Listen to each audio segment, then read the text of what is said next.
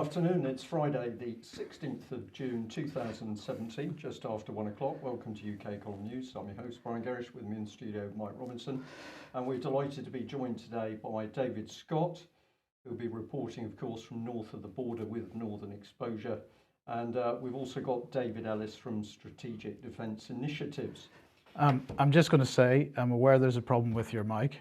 And okay. we're going to fix it at the first opportunity, but we'll go straight into the news here.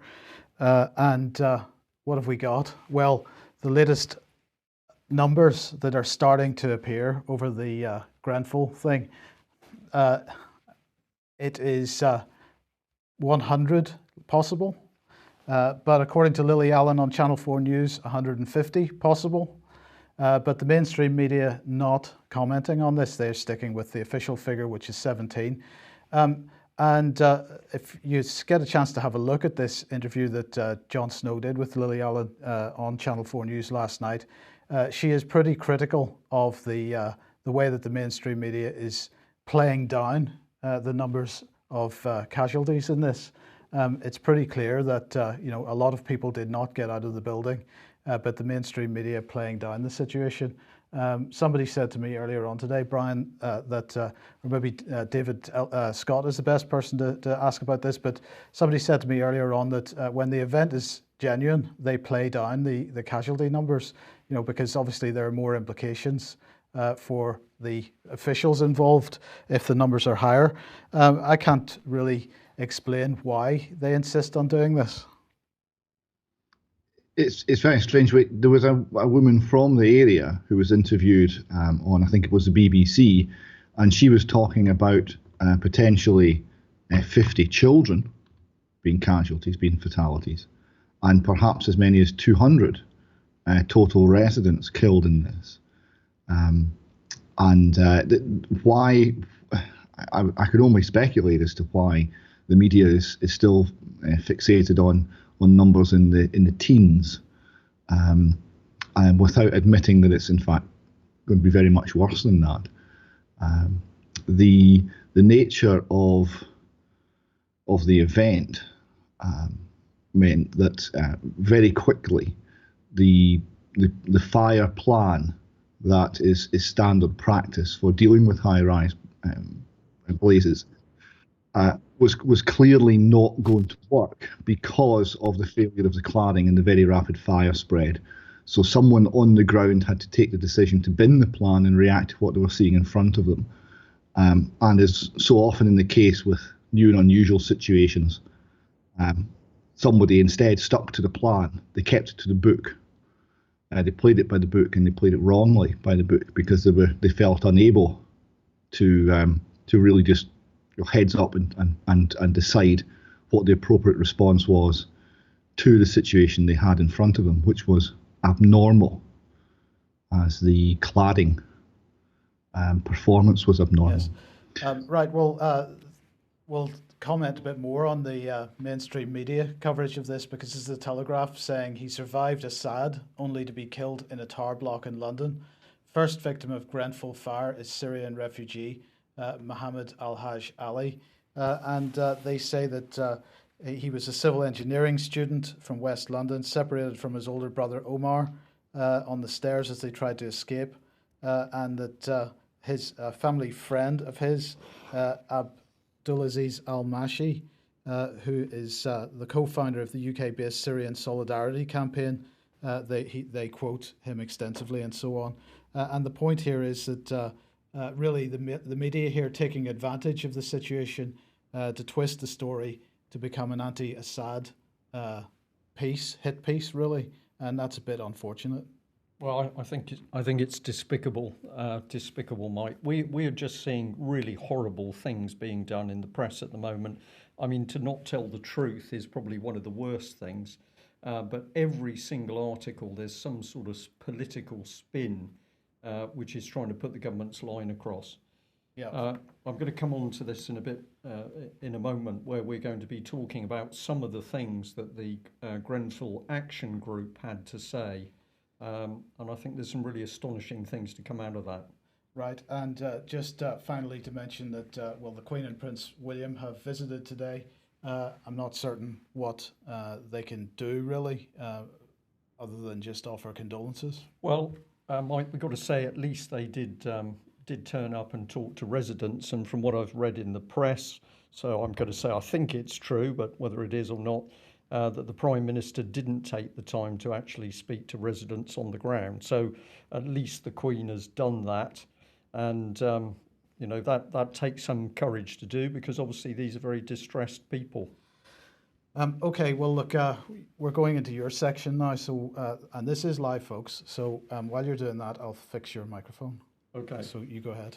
Right. Well, let's just come back on what we reported yesterday, which was we were pointing out that the communities in for the Grenfell Tower block was saying that they simply weren't being listened to. And one of the speakers had said live on camera that not only were they not listened to, that it wasn't simply a question of the fire in the tower block. They'd been talking about other issues around the supposed regeneration of the area, and nobody was taking any notice of them. And what we said is this is the exact pattern for everywhere that the New Labour New Deal for Communities initiative between 1999 and 2008, wherever that took place, you saw the adaptation of this very bullying, dismissive response by local authorities. So this was part of the last report on that New Deal for Communities programme, and you can find that online and read it. We showed in a diagram how these various bits fitted together, and what we said was going on was a massive social engineering programme through New Deal to bring in control from the European Union, but also to bring in this centralised government control, which was driven in via government offices for the regions and the regional development agencies. Now let's take this a step further, because thank you very much to the lady that highlighted some words from the Grenfell Action Group, and they said this: we find it more than a little sinister that West London Citizens, which is a subset of Citizens UK, absolute newcomers to the North Kensington housing debate, were able to persuade with apparent ease the most powerful figures from the council and the tenant management organisation to attend this regeneration event, while local residents groups have struggled for years to get the attention of the same figures, never mind their actual attendance at a local meeting. So here were local people saying, we're being pushed out of the debate. The council doesn't want to talk to us, but it will talk to some organisation called West London Citizens, later to become Citizens UK. Now, we'd encourage people to go and research this yourself, read what these individuals have said. This is part of the Grenfell Action Group blog, and here they are with the headline, West London Citizens and Kensington and Chelsea Tenant Management Organisation, and they are highlighting the fact that Cameron was driving in part of his big society, which was pushing out the views of local people for this political agenda. So if I put some of this together in a UK column diagram, we've got the social housing communities in North Kensington. This is the real people. They became aware of this organisation, West London Citizens, and they were particularly upset that this organisation could put in an housing inquiry report while they were simply cut out of the equation. So that report submitted to Kensington and Chelsea Council. The picture inserted there is the leader of the council. We'll show him in a bit more detail in a minute. But they also local people worked out the West London Citizens, part of this big society drive of David Cameron, Citizens UK. And if you go and look at those at Citizens UK, you come into the Living Wage Foundation. That's just a little insert to prove the link between those two. And who are you then dealing with? Well, it's just astonishing, because the chief executive of the advisory part of this Living Wage is Aviva, the biggest general insurance company in the country. We've got KPMG, we've got GSK, we've got Nestle. So all of a sudden, it's not local people that have been taking, that are putting the input. What we've got is David Cameron's social engineering backed by these vast corporate interests. So let's bring on the leader of the council. Here's a Mirror headline from today or yesterday. Shameless Tory council leader blames Grenfell Tower block residents for lack of sprinklers, claiming they didn't want disruption. So this man who's been in dialogue not with the residents, but through his council with these vast corporate interests, is, how can you do this, Mike? You at this time, you try and blame it on the residents. It's just simply outrageous. And before we get some comment back on this, let's add in this bit, because when you get into this, who do you find the Citizens UK chief executive intimately linked with no less than Common Purpose? And what is he saying in his blog back in 2015? That we've got to collaborate with these special leaders to change the whole way city societies work. So once again, we are finding local people pushed to the side. The big corporate interests come in on the back of government and EU policy. And of course, as we're always warning, the driver in the background is Common Purpose. So wherever we're seeing happy communities breaking down, inevitably we're seeing Common Purpose at work. And it takes the work of the local people to actually dig out the truth in the first place. So this is another part of a blog where they're identifying West London citizens, a subset of Citizens UK, and brilliant description because they're describing it as a cuckoo, which is actually bringing in effectively communitarian big society and pushing out ordinary people. This is probably a good point to bring in. David Ellis, just this is becoming obvious that we're actually seeing a deeply sinister embedded government control affecting every area of society. And in this case, it has dulled the warnings of the community that there was going to be a serious fire. Correct. This is now, people are seeing that there's a shadow arrangement, a shadow government in effect behind the facade of these alleged sort of political personalities, if you want to call them that, or party representatives. So all of the decision making is being done by non-elected closed groups behind the scenes, and this is across the spectrum. So this is in this instance exactly the same as what we're seeing in other fields. But I really do have to say, Brian, would you be able to put that slide back up of the leader of the council? Are you able to do that? Yes, we can do that. Hold on a second. There he is. Am I to understand he's going down the avenue here of apportioning blame to the poor people that have died in this incident? This is their fault. This is absolutely correct, and somebody has just posted in our chat room that he was appalling when he was interviewed. But what interests me is that previously we now know that his council, I can't say whether he was present in all the meetings, although I know he was present in some, this man was meeting with these vast David Cameron corporate interests through the vehicle of Citizens UK. This is very, when you follow it through, you could say it's a failure of separation of the powers, or else there is something very, very dirty going on in that we've got public sector people who should be protecting the interests of the people living in their council area are actually paying attention to big corporate interests, including insurers. You're just quite, it's a correct comment. I mean, I've got to say that this guy really needs those local people there to take him to task. You know, that's unacceptable what he said there. Absolutely. Totally. Now, well, his position is, frankly, from my point of view, is untenable. He needs to consider his position. That is just the most outrageous thing that I've ever heard. Right. Now, I'm going to put on screen, and several people have said, my goodness, Brian isn't wearing a tie. Well, the reason I'm not wearing a tie is just before we were ready to go in the studio, I got a phone call saying, I have an email I'd like to send you, And I think this is so significant. So we've seen in the Grenfell Tower fire that warnings by the residents were suppressed.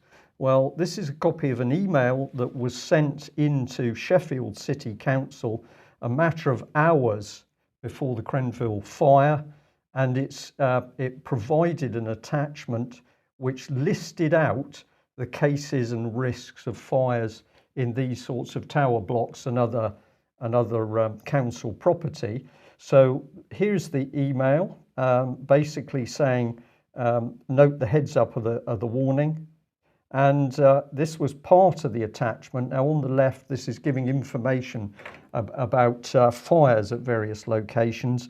But at the end of this document that was sent to Sheffield City Council, this was the last warning. Revealed external panels, probable cause of huge tower block fire spread. And that's relating to a fire that took place last year. So last year? Yes, if you read it at the bottom there, it's I'll just read it. Councils have been warned over the use of insulation panels on high-rise buildings after tests revealed they're likely to have caused a devastating fire to rip through a tower block last year. So the person who contacted me said, Brian, I wanted to share this with you because I warned Sheffield City Council a matter of hours before the Grenfell Tower block fire that there were these immense risks. So nobody can say that there was no awareness? Nobody can say there was no awareness, Mike, but the other point I wanted to ram home is that when ordinary, if I may use that term, decent people using their common sense warn what is happening, they are suppressed by this vicious social control which we're seeing coming in through David Cameron, Theresa May's big society. This is very dangerous stuff. David, I don't know whether you'd like to come back in on that. Yeah, there's several points you raised there I think are very important. Firstly, you mentioned insurers. The role of the insurance industry is vital here because ultimately what dictates what goes into these buildings is very often what can be insured. There is an insurer called Factory and Mutual who insures a great deal of the industrial properties around the UK. Their standards for what insulation can be used are different from the building regulations. They are much more onerous than the building regulations. They apply those higher standards, and if you don't do better than the building regulations, you don't get insured, and that has driven the standard in industrial buildings higher than the regulators would drive it, and that's about loss control. That's about not paying out, which is an entirely sensible response to the problem. If the insurers can be pressured by public opinion to take different views on the materials that are being used, we'll see some very rapid changes. Now, there's another aspect here that's going to come out, I think, very slowly, if at all. The construction industry and the materials manufacturing industry is very close to the regulators. In the same people both run or work for the manufacturers of materials such as insulation, and sit on the regulatory bodies, for example, the EU, who are coming up with the requirements and the tests. And what we're seeing is, to at least some extent, the testing is being developed in order to sell the products. So the tests are made suitable for individual products to show those products in the best light, and you're seeing people who are sitting around coming up with the regulations are also and have an interest in sales, in material sales. So there's a conflict of interest there. So we're seeing people coming up with the regulations and selling the products to those regulations. When you see this very close association between private industry and government regulation using force, then there's a huge tendency for this to be used to exclude competition and to promote a sort of monopoly position and monopoly sales. And this is not obviously working in the interest of the public. David, just very quickly, this morning on Radio 4, the comment was made that the additional cost of cladding this building in something which was non-flammable would only have been £5,000. First of all, does that seem like a likely figure to you. But the bigger issue is then, can we suggest, is it reasonable to suggest that if the difference in the price between the two products was only £5,000, then there must have been something else going on, some kind of insider deal going on here? I have no idea if the £5,000 is a reasonable figure or not. It's a big area. The external cladding cost was 2.6 million just for the cladding. I don't know whether it'd be £5,000, but what it very well could have been is a very small amount.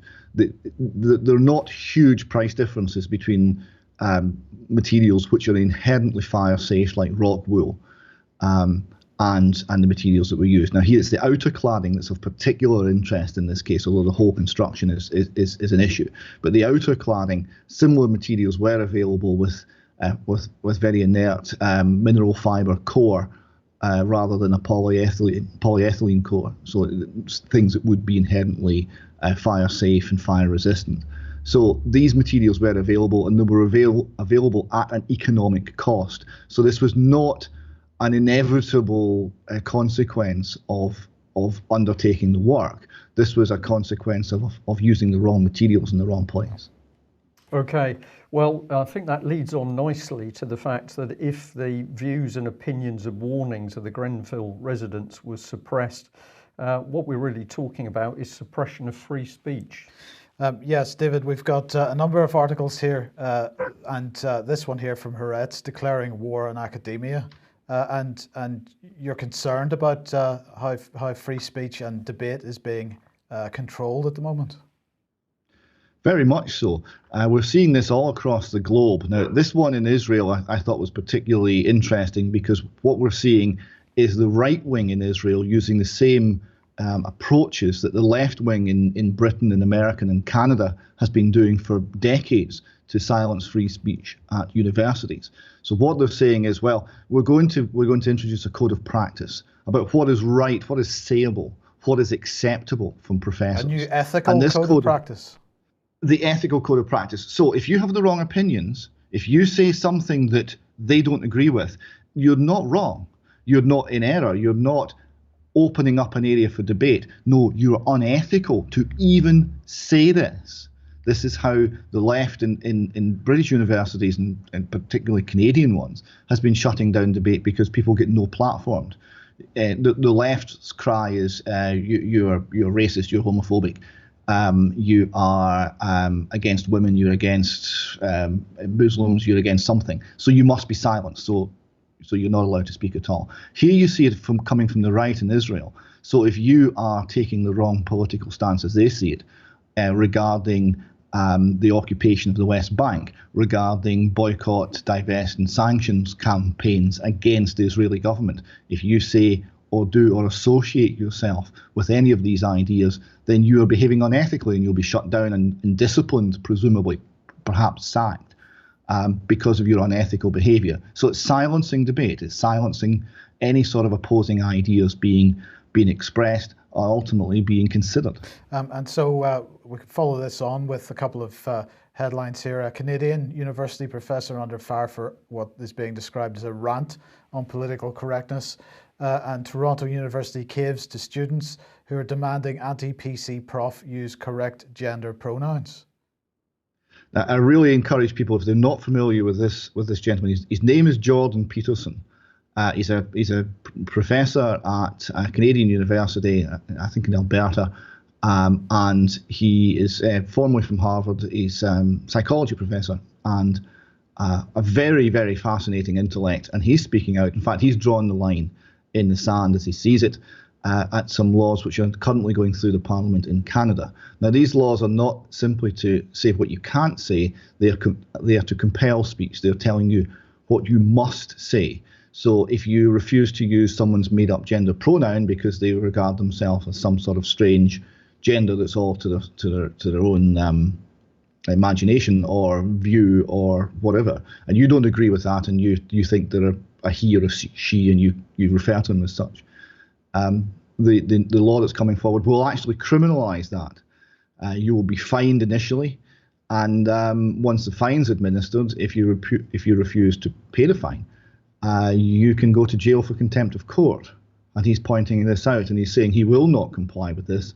He spent 40 years studying the rise of totalitarianism, and this is how it starts. And he will not comply. He will not pay the fine if it's administered, and if they send him to jail, he will go on hunger strike. He is not going to budge on this. A very impressive man with exploring very interesting ideas about where this is coming from. And it's not about gender pronouns. It's about the ability to speak freely, to exchange ideas, to work out problems, and that ability being curtailed by the action of, in this case, the Canadian state, but we know it's happening all around the world. Well, obviously, Tim Farron resigned recently. Well, what are your thoughts on that? Well, this is one of several cases. Also, the response to the DUP, where the idea of someone having what would until not very long ago, half a generation ago, have been viewed as normal, middle of the road, Christian-inspired beliefs and worldview. If anyone has those now, they're essentially being hounded out of politics. The response from Jeremy Corbyn to the announcement of the DUP's agreement with the Conservatives was that these people have to be essentially silenced and resisted because of their social conservatism. So to be socially conservative now is something that means that you apparently have no right to political representation anymore. This is another example, this case from the left, of closing down ideas, closing down debate. My view on Mr. Farron is not particularly supportive. He was challenged on this, and I think he basically lied for political purposes and wimped out. He should have been prepared to have the debate. If people are going to come after him with about his Christianity and his beliefs versus liberalism, that's a debate he should surely have had, and made it quite express that there is a difference between the political role and the religious role, and made the view that, or expressed the view that liberalism means that Christians as well are entitled to political representation. He didn't make that view. He essentially, I think, lied about it. So I wasn't very impressed with his performance.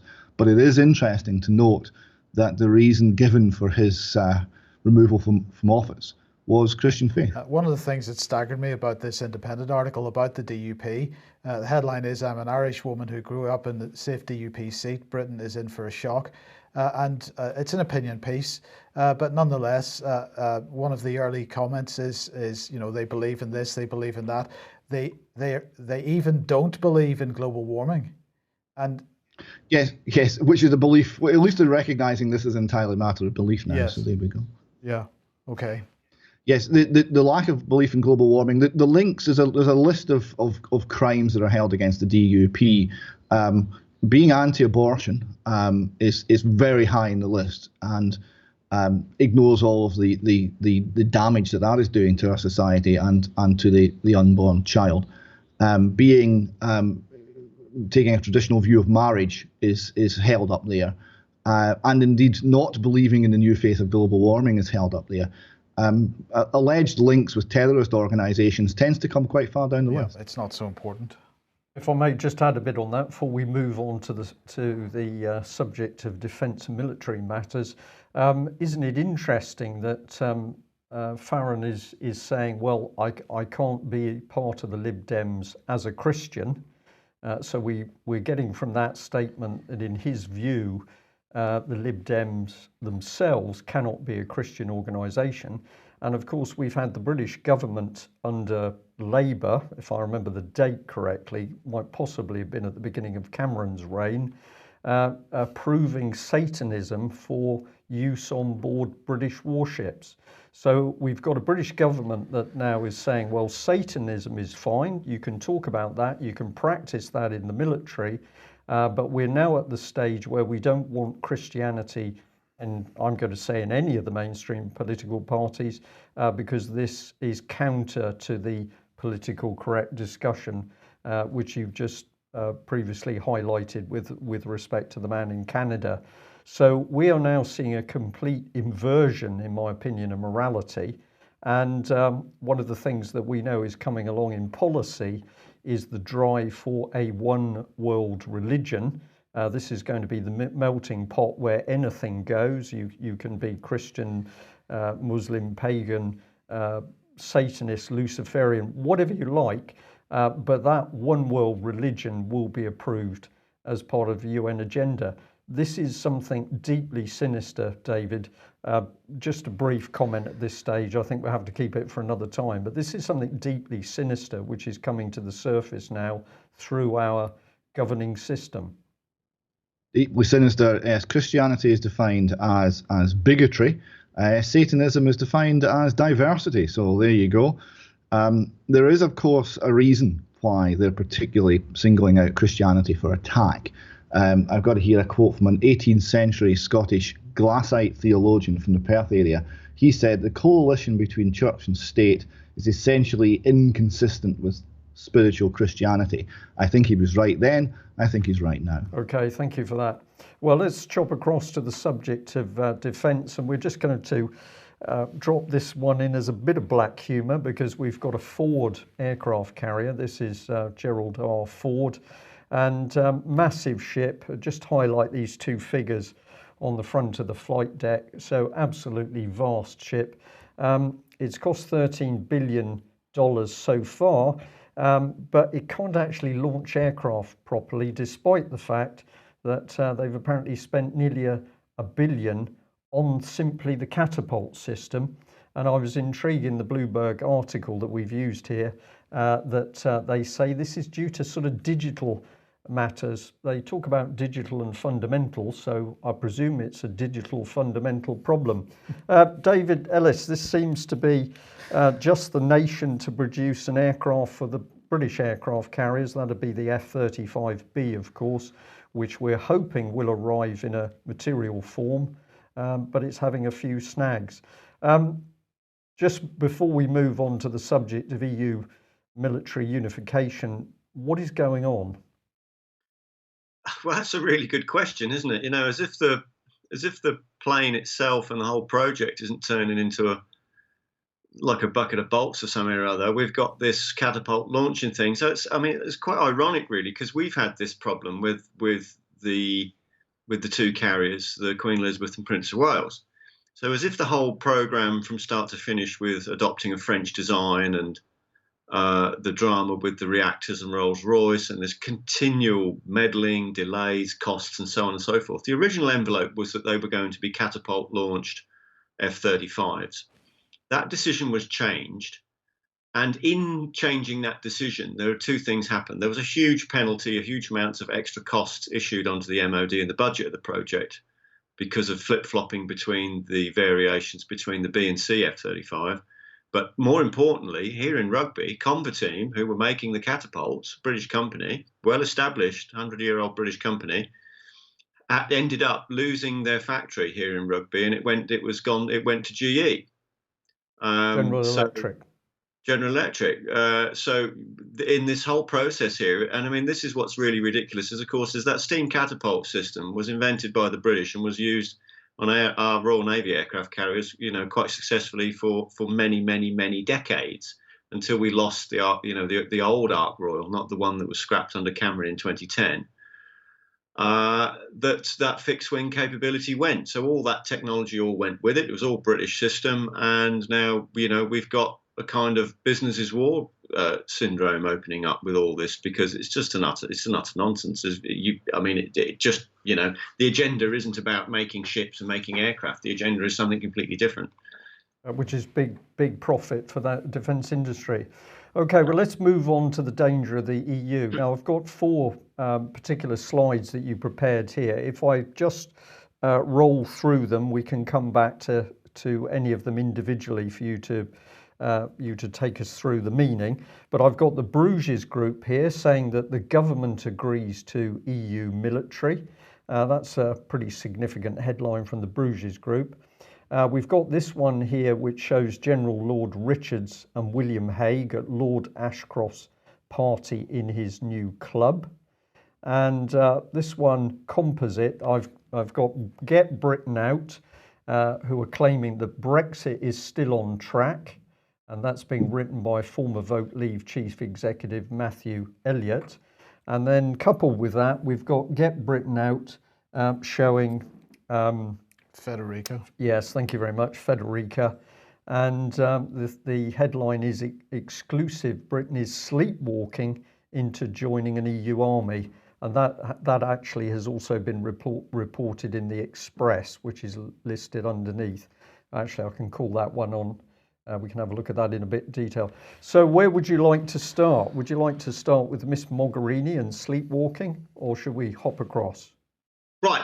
Okay, let's start with the sleepwalking thing. So this is Veterans for Britain. So this is David Banks, Lee Rotherham, and the officer frontage of Julian Thompson, Roger Lane Knott, General Guthrie, Richard Kemp, General Jonathan Riley. If anybody I've left out, I apologise, but there's their front lineup. Right, let's get one thing perfectly straight. When nobody's sleepwalking into anything, the Conservative regime are actually doing this, so that's frankly a little bit of, that's the wrong words there, and let's use the right words because they count. And we want the general public to assess and evaluate this properly, even if the MPs are not and Parliament is not, because obviously all of this has been done outside of Parliament. No debate, no scrutiny, no evaluation. So we're really seeing the hijacking of not just the Crown military, and I'm using, this is very strong terms here, so let's nobody start balking, the hijacking of the Crown military and thereby the nation. So Julian Thompson's a great example here, and he said in 1982 with the Falklands, no carrier, no chance. And I believe that's a correct statement, and I think this guy knows what he's talking about. So in this instance, in 2017, in terms of Brexit, okay, everybody just, let's look at this objectively. No British military, no chance. It's as simple as that. So this is up on our Twitter feed, @Strategic Defence. There's this sequence of tweets that I've picked up on here from these other parties are on there. Please start retweeting them. Let's see if we can get a Twitter barrage going here, because the Bruges Group have picked this up. So they are the very much the kind of anti-EU bridgehead into Parliament. They've got a board of MPs and a board of following and experts and entourage. So for them to pick this up and use it, fair enough, it's a posthumous announcement because it's been done, but nonetheless, we must raise awareness. And we've got to push hard now, because what we want is these senior officers to start speaking out and using the right language and really going for this. Otherwise, nothing's going to change. David, sorry, if I can just interject there, something I'd just like to stress for viewers and listeners, that in having this debate about Britain's military at the moment, we are not coming in to say, well, we need a beefed up British military in order to carry out the foreign policy we're seeing in the Middle East, for example, at the moment. What we are warning about is that the Conservatives, with a barrage of lies, are continuing to hand Britain's military over to the European Union. And this is now on a knife edge. If Britain's military forces continue down the path they're going, they will ultimately be under the control of the European Union, and therefore we no longer exist as a nation state. This is the meat of it. Right, and the thing that's concerning me most at the minute, David, is that if we look at how this has played out over the last 12 to 18 months, it began with denials that this was happening at all. But most of the headlines now are saying, yes, it is happening, but it's happening because Britain has stepped back and is allowing it to happen. So Britain is no longer arguing against it, but the implication is that Britain's not taking any part in it, and this is disingenuous at best. And I'm just looking at that Bruges Group tweet, and they're kind of saying the same things. But we've got to get this message through that Britain has been part of this from the beginning. That's quite correct. Yeah, the top echelons in the parties and regime have been complicit with all this. So you're quite correct with what you're saying, that they are heavily involved. There's been no challenging in any quarter. It's been hijacked out of parliamentary committees, and where the money flows and the scrutiny did start to look like it was taking shape between Defence Committee and the Foreign Affairs Committee, it was hijacked again. So we're seeing a kind of a very sophisticated engineering here and Whitehall nobbling to get the debate stopped. So it's down to the sort of big hitting officers really to actually come out and say that this is the case, because it's very simple. Now I'm not suggesting I'm not advocating any kind of warmongering at all with this, but I'm just saying as a matter of principle, is if we don't have control of our own military, we are not a nation. It's as simple as that. It's a vital state leg of the table. It's a vital component to be a nation. So the EU's gain here in gaining our military in military union. So it's not an EU army. It's not something they're going to generate. They're going to consume ours in union. It's the same process as what the currency went through in Europe. It's unification of all the national currencies into one. They unified all of the individual currencies across the EU zone into one, the euro, administered by the ECB via the Bank of International Settlements as master bank, which the Bank of England is a shareholder of.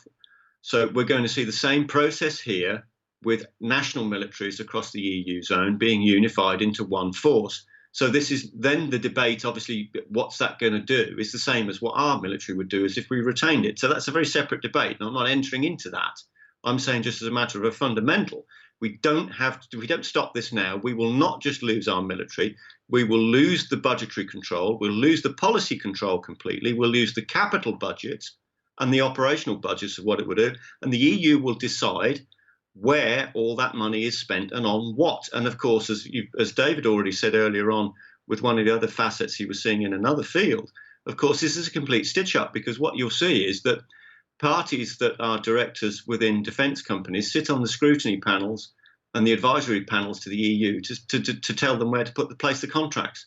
So we're seeing the same thing here in defence.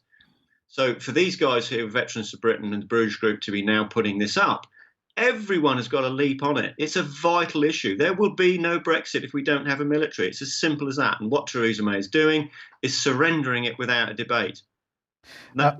It's as simple as that. Yeah, David, Wednesday was the 35-year anniversary of the end of the Falklands conflict, and they rolled out Alan Duncan to make some commentary on it. And he said, basically that while we're in better relations with Argentina now than we were at the time, he said our resolve to support the Falkland Islands remains just the same as it did 35 years ago. Well, they don't have any way of maintaining that level of resolve, because the assets have gone.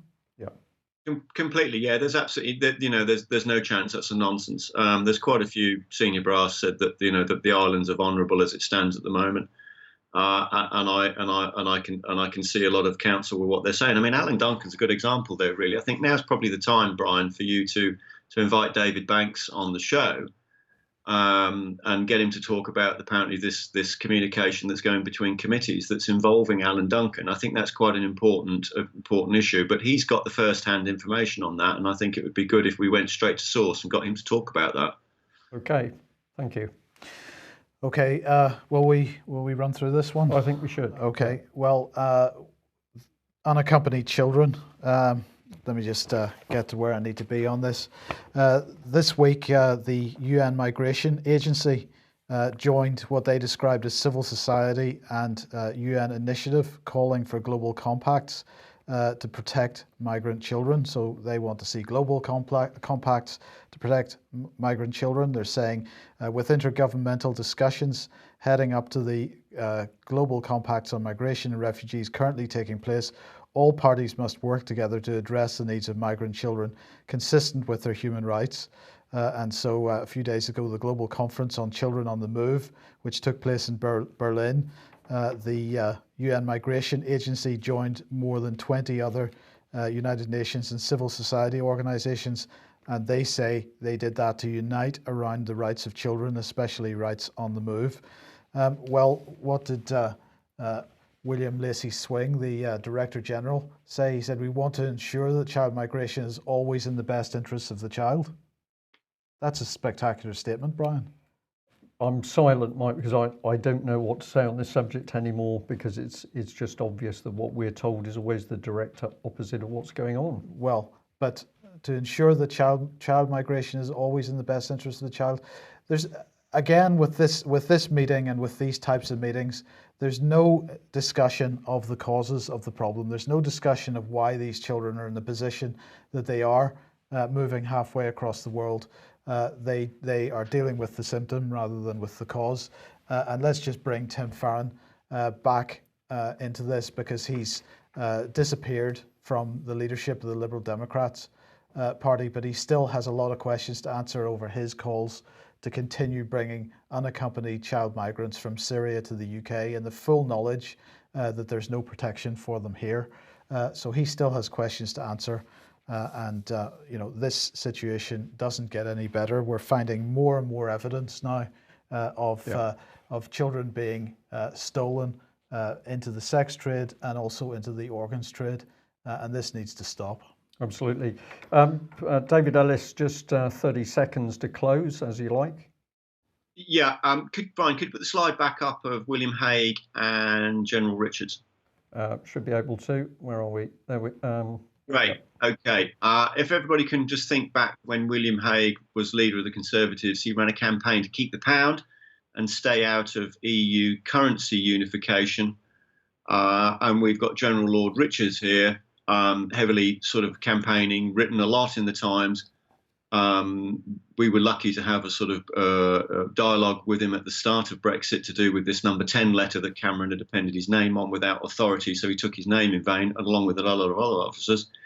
So what I'm saying here is to William Hague, there's no excuse here now with you top brass senior Tories and Lords. Where's your campaign to keep the British military? Yeah. You were prepared to stay out of currency union. Now explain to me where the logic is that you're going into military union and what your argument there is, and why it has not gone through any parliamentary process. It's not in anybody's manifesto. Nobody's had a mandate to do it. You're completely, utterly, operating outside of any parliamentary office or scrutiny. You've taken their names in vain. And I'm saying to you, well, I'm submitting a question to him. Did you take the Crown's name in vain as well while you were doing it? Okay, David, thank you. And David Scott? I'd like to close just with pointing out the children's rights agenda is in fact a covert, a sleek assault on the family, on the rights of families to be left alone. And when you split children off from parents, which this legislation and rights agenda does, the children are then terribly, terribly vulnerable to be nothing more than merchandise. Not very long ago, I sat down with an extremely impressive young woman who had been trafficked from the UK care system to the UK prostitution industry. She was 14 at the time. This is happening today. This is happening all across the UK right now, and we do nothing to stop it.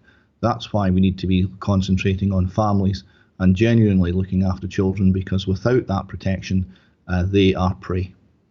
Okay, David, thank you for that. And I will just end by saying I hope over the weekend people reflect on the fact that Tim Farron has said that the Lib Dems are no longer Christian. It's not compatible. And we have all three of the main political parties not protecting children, but approving the use of Satanism. I think what's coming is pretty obvious here, and it's time we called it out for what it is. Mike? Anything to say? No. Okay. Thank you very much, gentlemen, for joining us. Thank you to all our viewers and listeners. Can I say, if you're not a subscriber to the UK Column at the moment, we do need your help to keep us doing what we do. We need your support in donations or subscriptions.